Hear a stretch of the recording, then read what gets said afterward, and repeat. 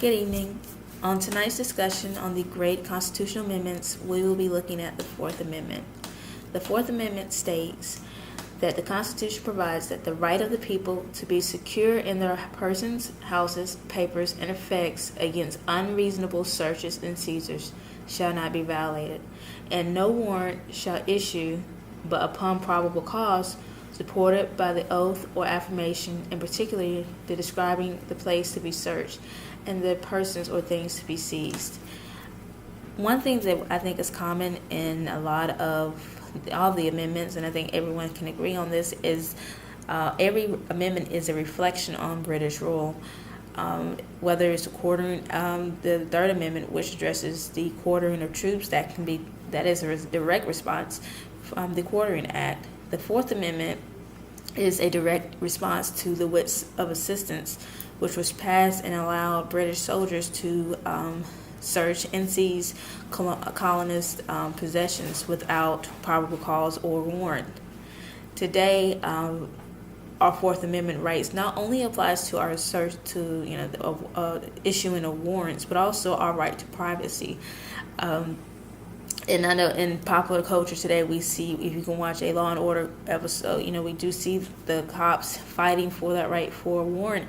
And while it may be a long process, it is an important process, because even in the Constitution, it says that the warrant has to have where you're looking and what you're looking for. Police officers do not have the right just to search and seize what they see. They have to have a little bit more direction. And that is the subject of many of the court cases that have challenged or have been used or have been supported by the Fourth Amendment.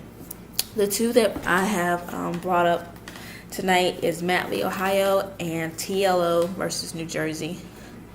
I'll start off with the TLO because it's much more student-centered. TLO was a female student in a high school bathroom, and she was smoking. A teacher went into the bathroom and found her there, and they searched her and found a handful of dollar bills, a pipe, and a small amount of marijuana on her in letters with a description of her intention to sell.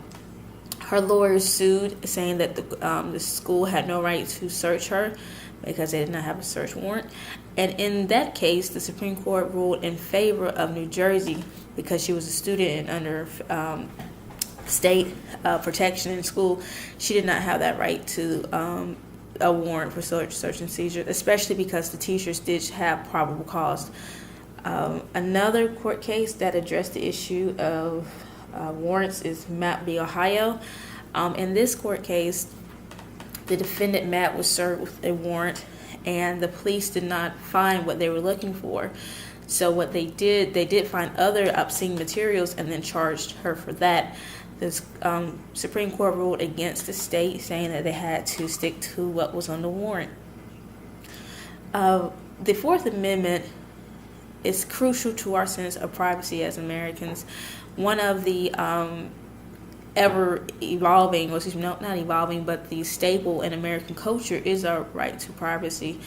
While if you look at the Fourth, Fifth, and Sixth and Seventh Amendment, all of those amendments deal with our constitutional rights against government, and that's the whole purpose of the Bill of Rights. It was to give us, the citizens, more personal freedoms, individual freedoms. The Constitution, 7 articles prior to the Bill of Rights, was heavily focused on the creation of our federal government. The Bill of Rights addresses individual freedoms. And without these amendments, without these protections, the government would have more power to run on top of us, or in this case, seize our property without warrant, without probable cause. The Fourth Amendment, to me, is one of the cornerstones of the Bill of Rights. Thank you.